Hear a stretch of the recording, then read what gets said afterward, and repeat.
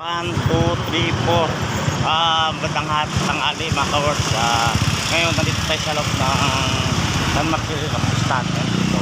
Ngayon mga ka-works, napadayo tayo dito ngayon.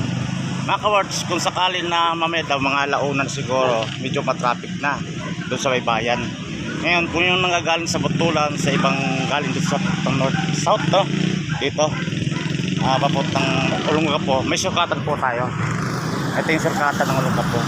Kasi pagdating din doon, mga ka-works, medyo traffic na yan mamaya doon. Lahat ng magagaling sa norte, sir. Magagaling sa norte. Sa lahat ng nanggagaling pala mga ka-works, galing norte, dito ng bayan ng Sanma, at traffic na mamaya yan. May sukatan po tayo. Ito po. Tapos sila dun sa Mansar, sa Lawag. Sa Lawag din, meron din sukatan. May shortcut papunta dun sa Libay, sa hospital.